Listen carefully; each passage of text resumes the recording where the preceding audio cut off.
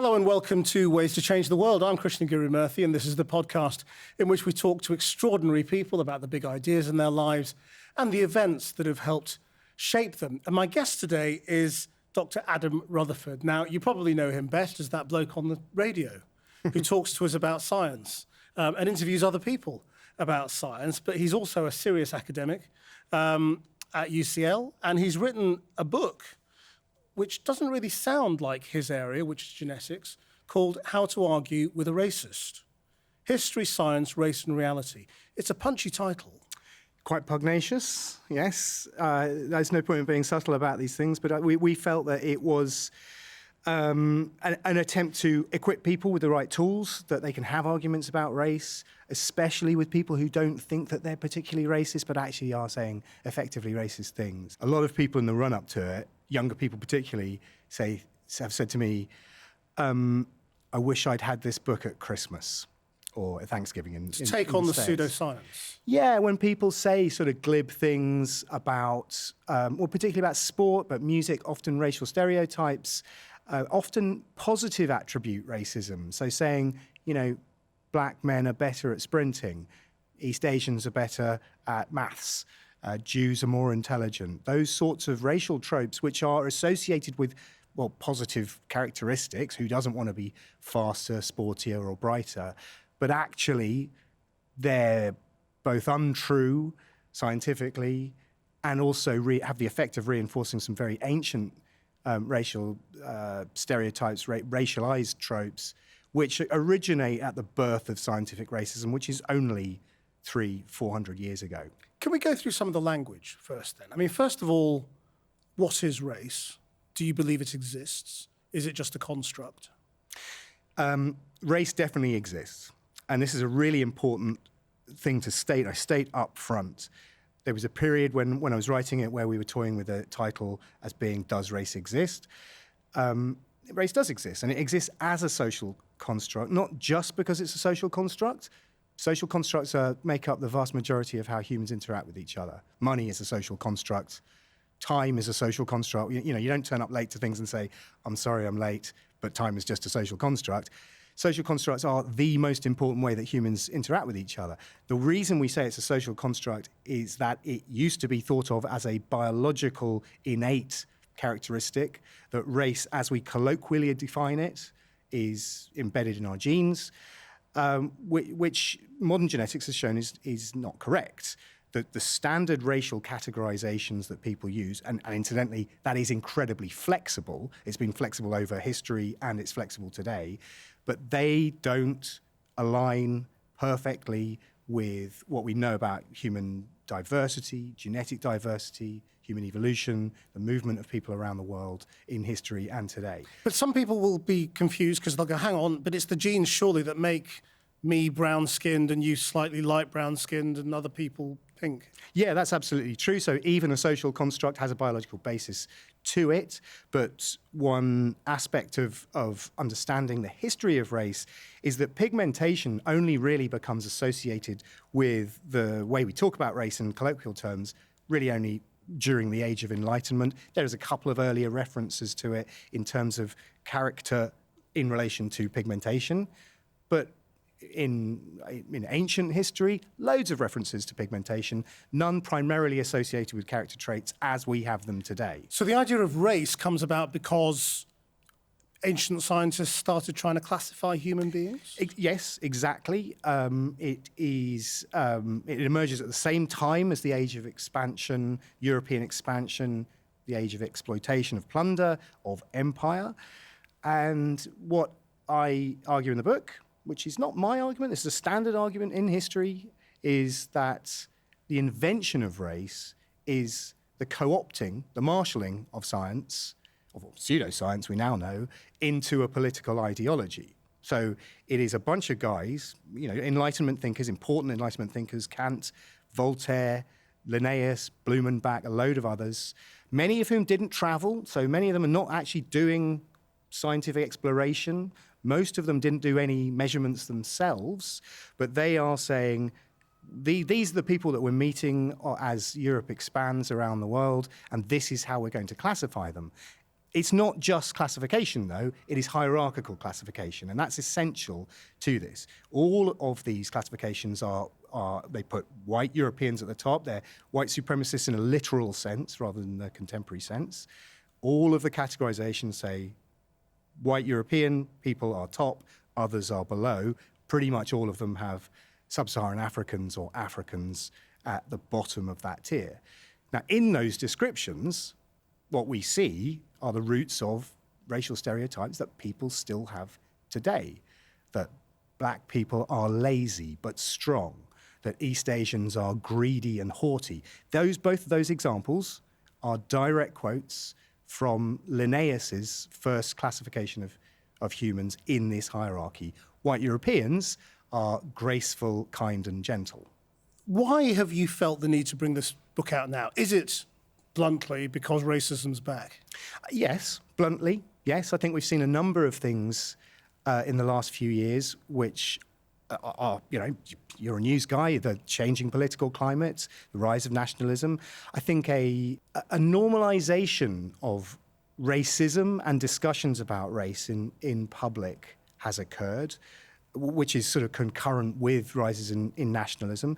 You've got another couple of things which are more on the science end of the spectrum, which of course is my area, which is that, we're much better at understanding genomes and DNA and genetics now than at any other time. There has been a unpredicted rise from nowhere in commercial genetic ancestry testing kits.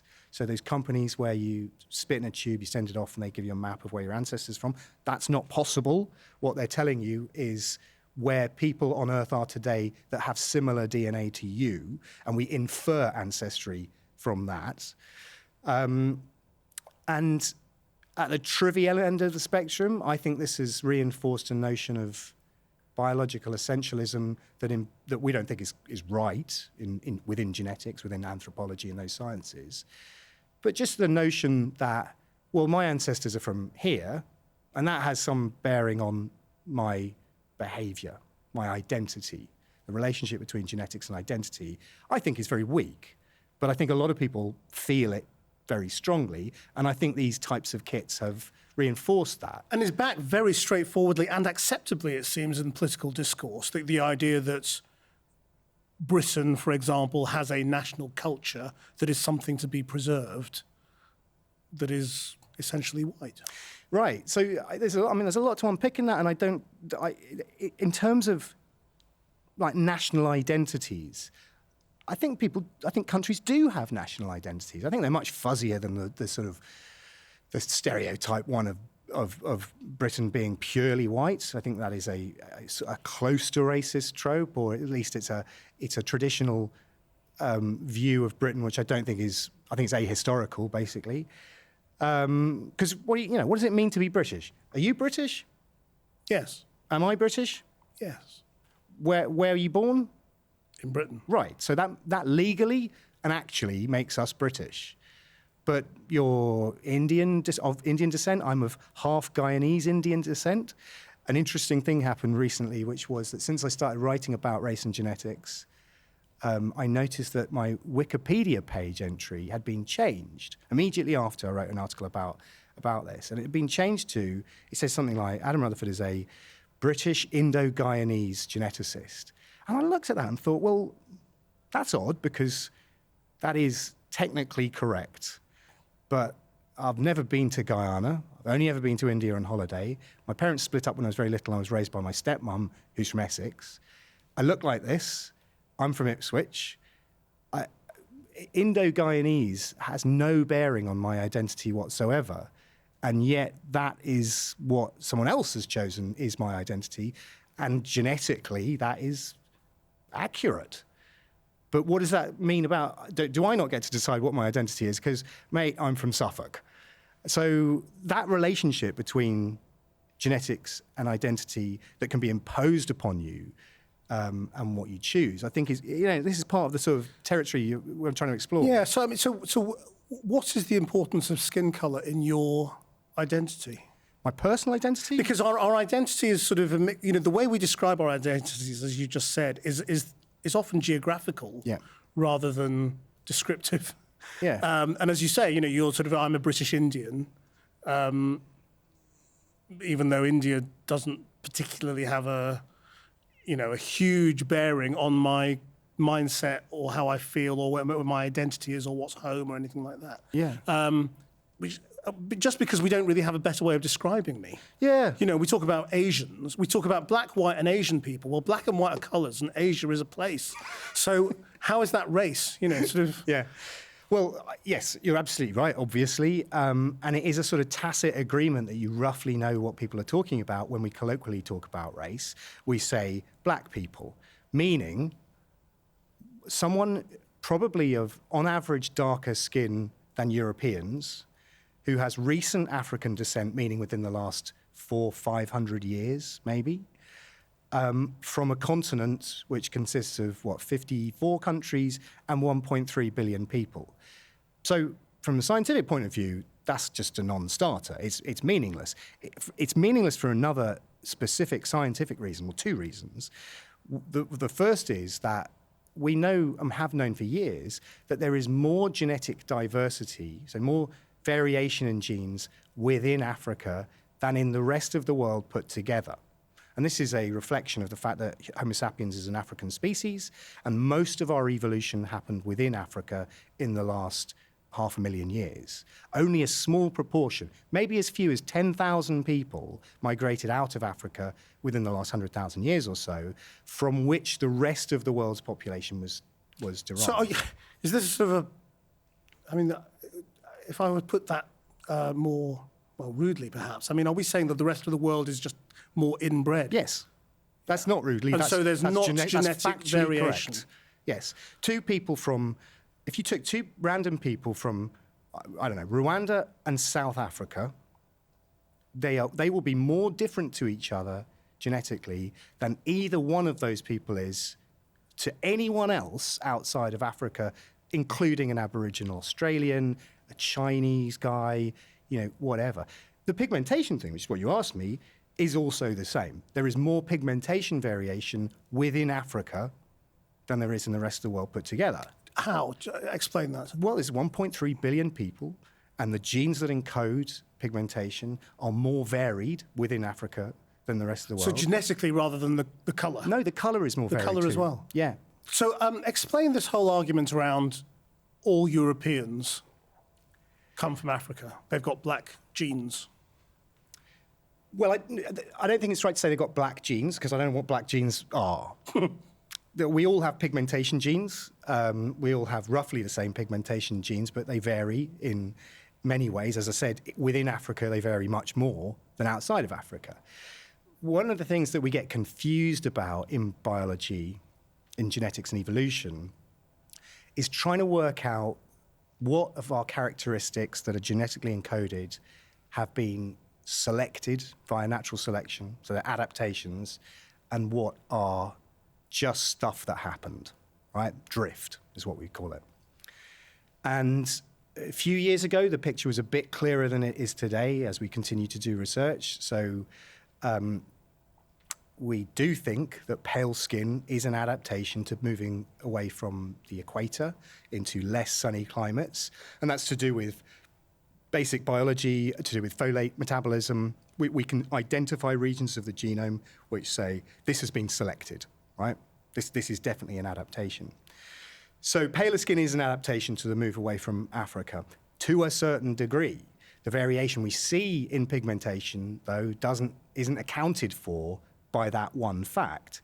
And this should be obviously true, because people at the same latitude don't have the same skin color. It's not as simple as the further away from the equator you are, the further you will be on a color chart. So the racist says, so white people have evolved in a way that black people haven't? Well, in a sense, it's actually the other way around. The fact that there's more genetic diversity within Africa shows that there's been much more evolution within Africa than the other direction.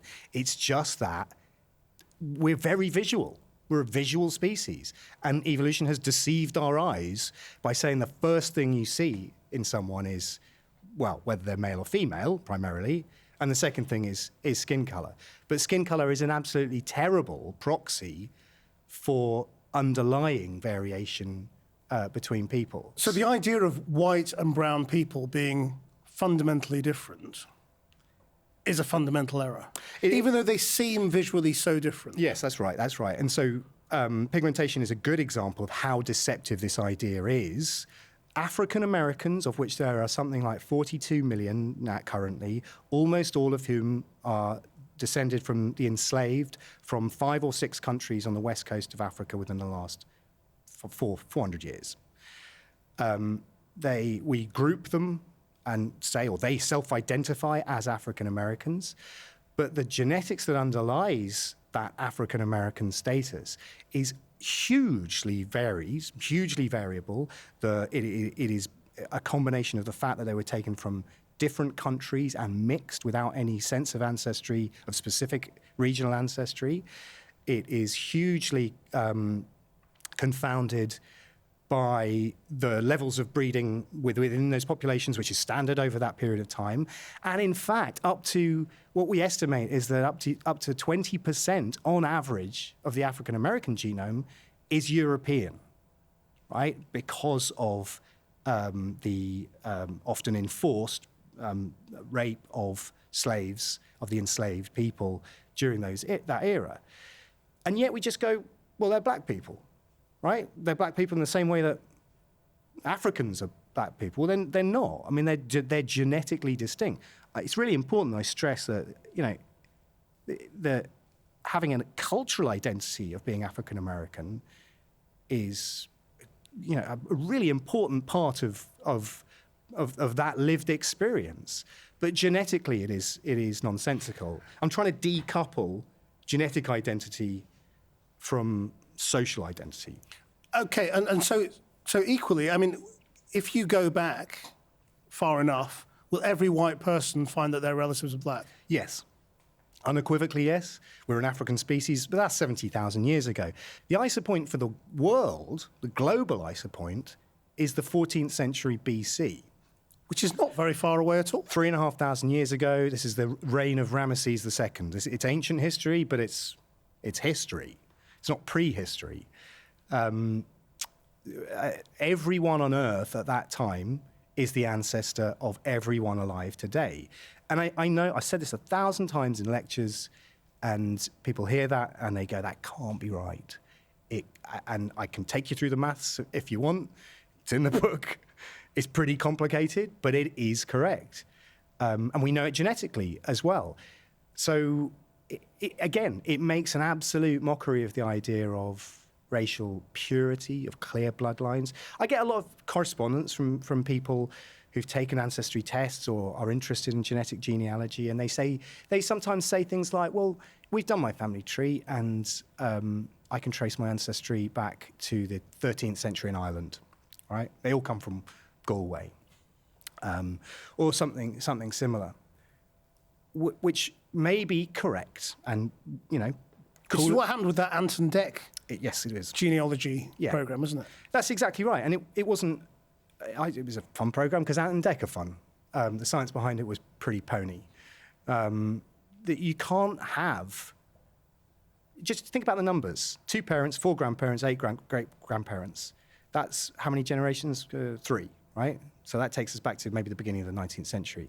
They all had 2 parents, and so on. So by the time you get to the middle of the 19th century, you've got 256 ancestors. They can't have come from the same place. If they all came from the same place, you'd be devastatingly inbred in a way which would be lethal. It may be that a significant proportion of your ancestors came from one region, but humans are good at 2 things: moving and sex, right? That's what we've done for the last 100,000 years or so. We move a lot, and we have sex as often as we can. Okay, so let's go through some of the tropes, the arguments that are often posed. So, black people great at sprinting, not so good at long-distance running because of the muscle fibers. They're different, we're told. I was taught that at school. When was the last time a white man won the 100 meters sprint in the Olympics? I really can't remember. 1980, it was Alan Wells. Oh, right, okay. That was the year that it was Moscow. The Americans had boycotted. So there weren't black American runners? There weren't black Americans there, so it's quite possible that of the 5 white men in that race, none of them would have been present. It was the last time that the winning time was above 10 seconds, okay? Now, I love my sport, I love athletics particularly. If that is your data set, one interpretation of it is that that's pretty compelling, right? Every single race since 1984 has only had African Americans or Afro-Caribbeans or a couple of Canadians. In fact, there have been 5 races with Africans, most of them Frankie Fredericks from Namibia. So you think, well, that's compelling data, isn't it?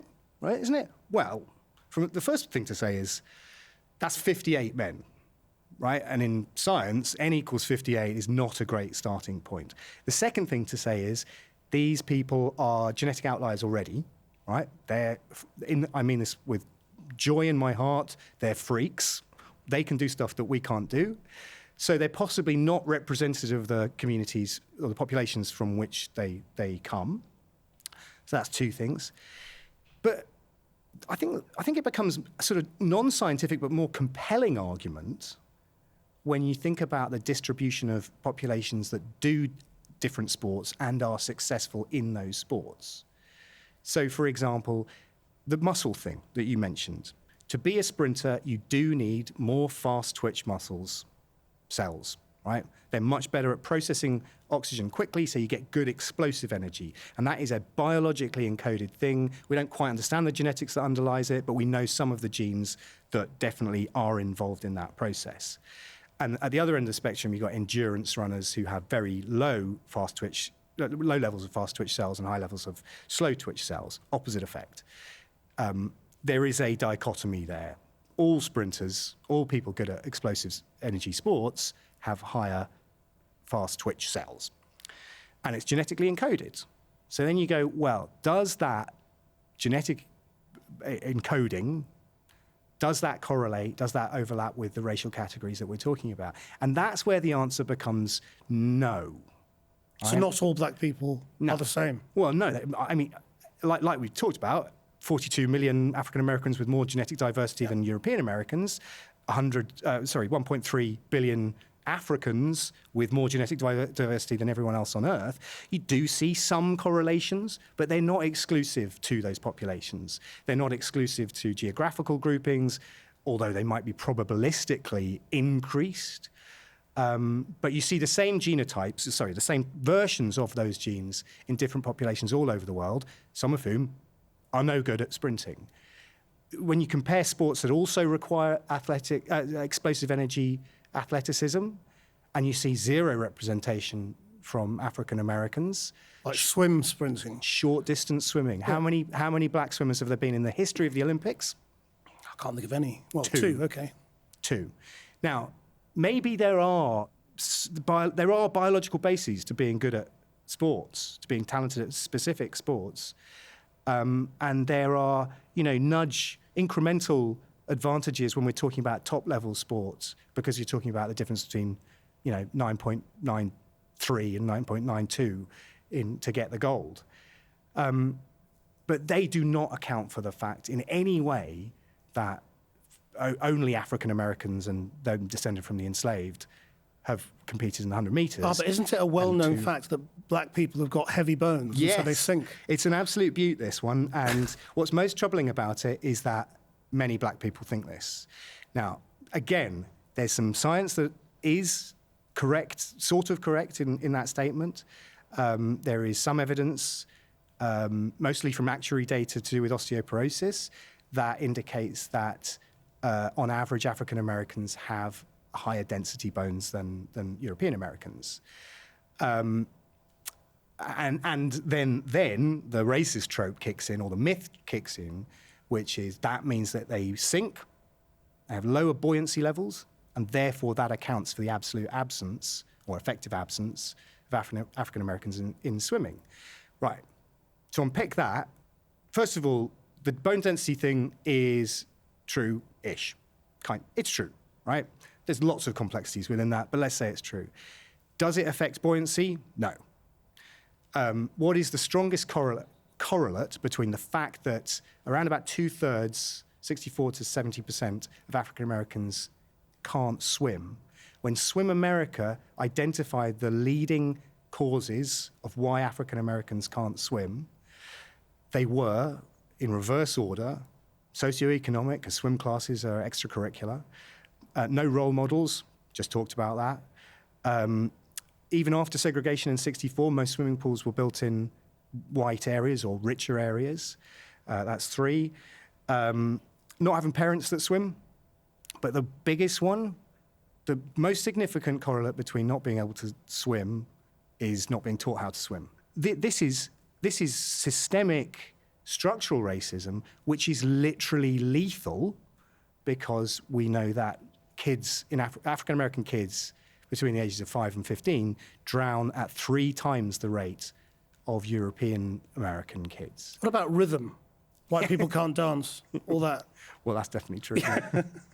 No, of course it's not. Of course it's not. I mean, music is it's a very interesting one as well, because you look at the numbers and they're stark. So when you look at classical music, historically there have been no significant classical classical composers who are African or African American.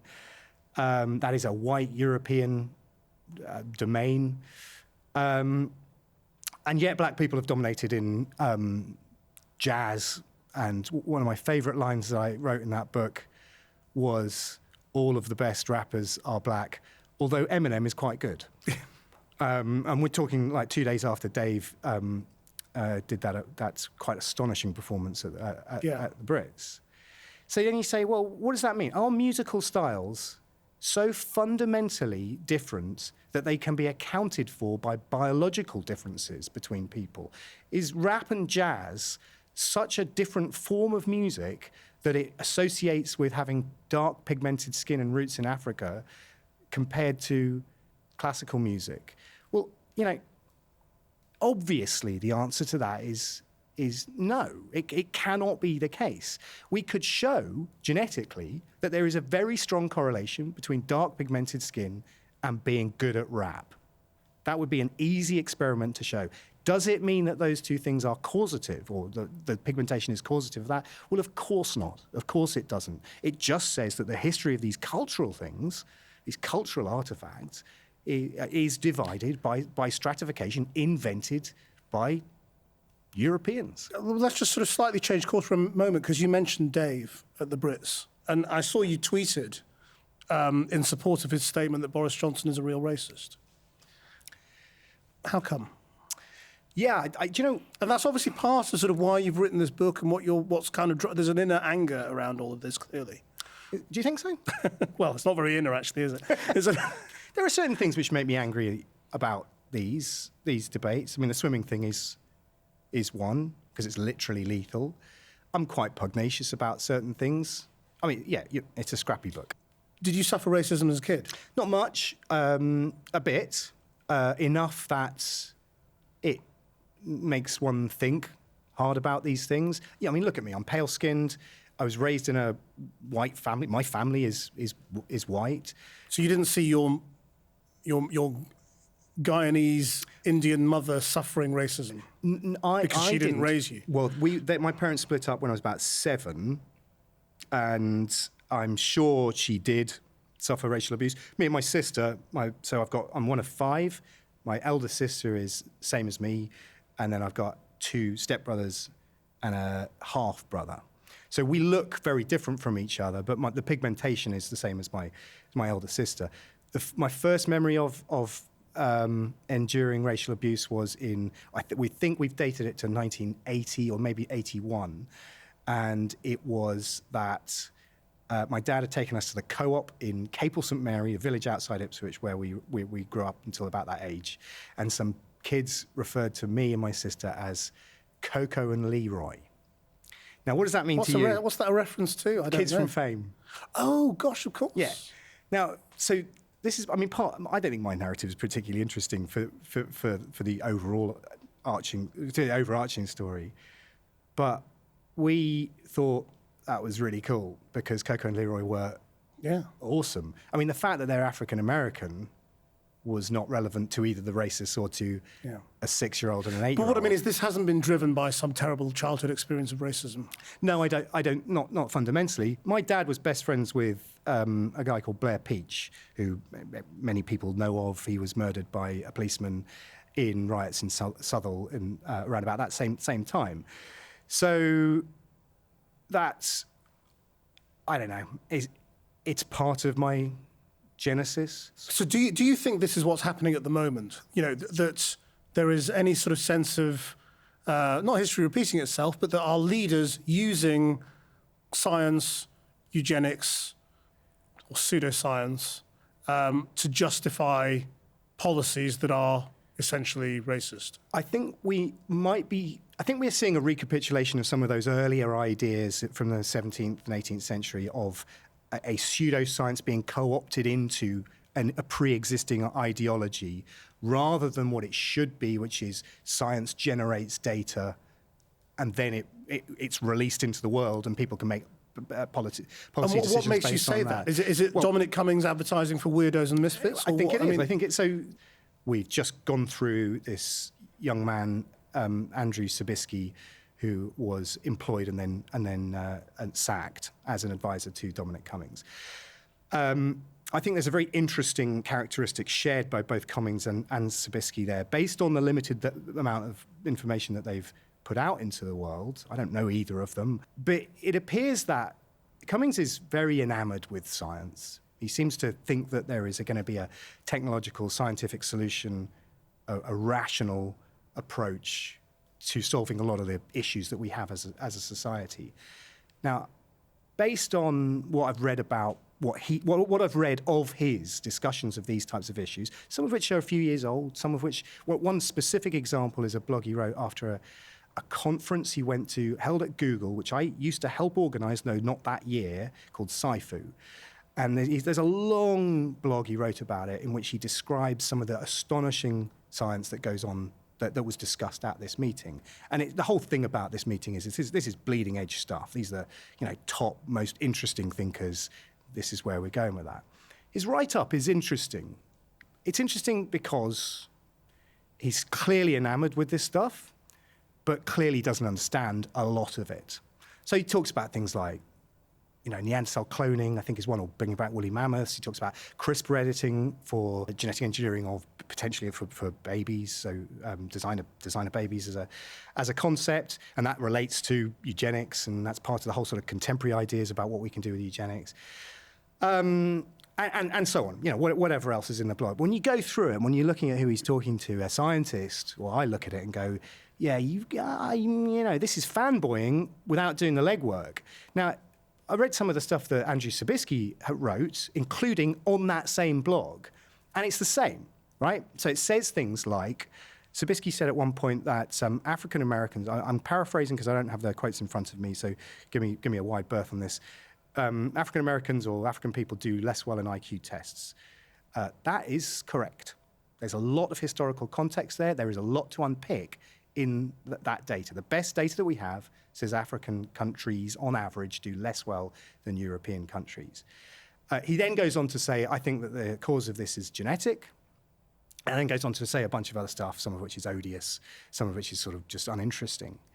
Now, that to me says you've taken a data point, like Cummings has, and you haven't done the work to understand the context of that, to understand what that actually means. It's a bit like the 100 meters. Every winner since 1984 has been descended from the enslaved. That's the end of it. So what's the counter-argument? Because that will be being repeated all over the country, I'm sure. That it's true that IQ shows that black people aren't as intelligent as white people. Well, yeah, that's what he said, and that's what you've just done there is conflate two different things. IQ is a measure of cognitive abilities. Intelligence is related very closely to it, but it's not the same thing. And I think it's the language. We started talking about the language. The language is important here in separating these ideas if necessary. But more important than that is the question of why that is the case. If we accept that data is true, and I think even though this is both hard to say and if you are, it must be appalling to hear this said as well, that on average, African countries do less well than European countries on IQ tests. If we accept that's true, and I think that it is, trying to understand why that is the case, I think, is really, really important. I don't think there is any good evidence which suggests that that difference is genetically encoded, which is exactly what Sabisky says. It is much better explained, and I go into great depth about this in the book, it's much better explained by social and cultural phenomena. Do you mean education? Education being a key part of it, but also, so there's a phenomenon called the Flynn effect. And the Flynn effect is that since we've been measuring IQs since the early 20th century, James Flynn, a sort of political scientist he's now in New Zealand, noticed that countries' IQs went up by 3 points every decade, right, on average. And so that can't be a genetic phenomenon because it's happening over a period of a decade. So it must be a social, it must be a cultural effect. And what we see is that as countries increase their socioeconomic status, wealth, education, health, medicine, all of those things correlates very closely with the Flynn effect taking place, rising IQs. Another factor is that IQ tests reward abstract thinking, and as education gets more sophisticated as countries continue to develop, education becomes more focused on abstract thinking as well. So what I think is a much better explanation for this attainment gap is that the Flynn effect hasn't taken place, or has taken place to a much lower level in countries that do significantly worse due to socioeconomic reasons. If you take Holland, let's pretend that Holland hasn't had social development since the 1950s. So it's exactly the same as it was in the 1950s, and the Flynn effect hasn't taken place in Holland for the last 50 years compared to Germany, Liechtenstein, UK, whatever. Then the national IQ in Holland would currently be about 85. Now, again, that's not enough generational time for that to be accounted for, and yet it almost perfectly fits the data that we have for Africa. So why then did you tweet that Boris Johnson is a racist? I think there's an interesting philosophical question that underlies this, which is if you say racist things, factually racist things, if you categorize people as being, well, what did he say? Watermelon smiles and pickaninnies was the one example that we're talking about here. I know there was context to that article, but that is a racist thing to say. I don't feel like I'm being, woke or a snowflake saying that. I think that's a racist thing to say. If you say racist things, does that make you a racist?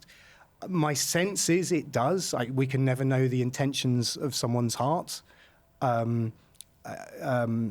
realize it's a serious allegation to say someone is a racist. Which he obviously denies and people around him denies. Sure, but I mean, do we have to spend time explaining to people what racism is? Probably. It feels like a waste of time. There's that famous, was it Maya Angelou who said that this? No, it wasn't. It was Toni Morrison who said that, all of this is a distraction from us doing things. We have to explain why we're here.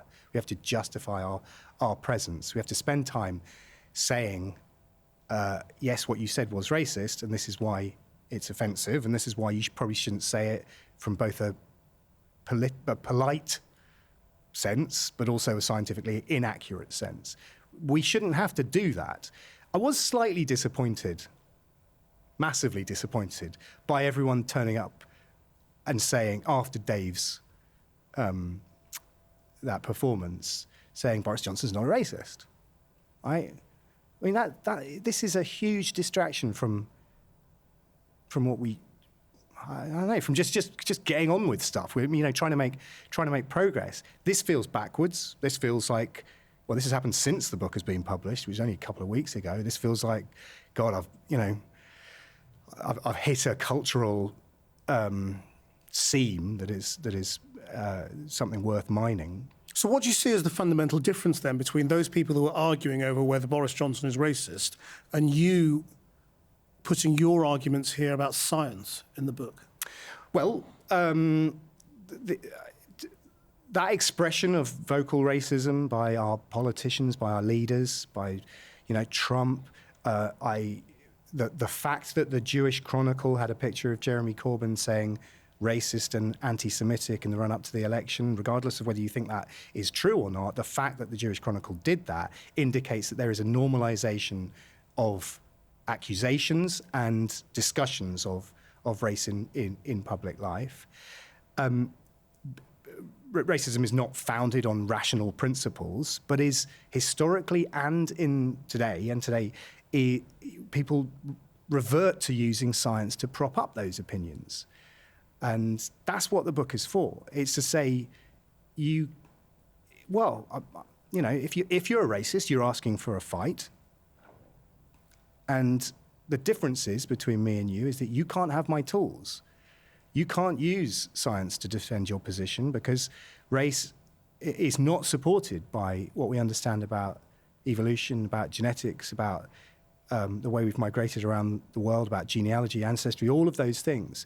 Those are tools in my toolkit, and they're better than yours. So, be a racist, fill your boots. You're asking for conflicts, but my weapons are more powerful than yours. So this is sort of scientific activism to some degree, isn't it? Yeah. If you could just change the world, how would you change it? Can I include a time machine in that? Sure. I would have done something impossible, which is that we would have discovered genetics before we discovered anthropology.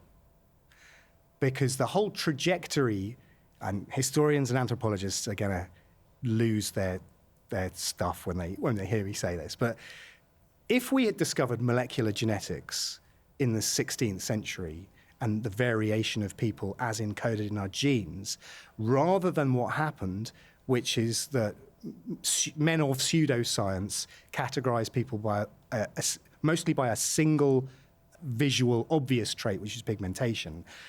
And anthropology emerges from that, very closely bound to empire, to colonialization, to subjugation of people, and so on. I'd like to see a version of history where genetics was discovered first, because in that hypothetical reality, it would be much harder to categorize people in such crude and clumsy and non-scientific terms as we did in the 17th century, and that we continue to do today based on those inventions of race in the 17th century. And they'd have had to have much better or more honest excuses for exploiting other people who are just like them.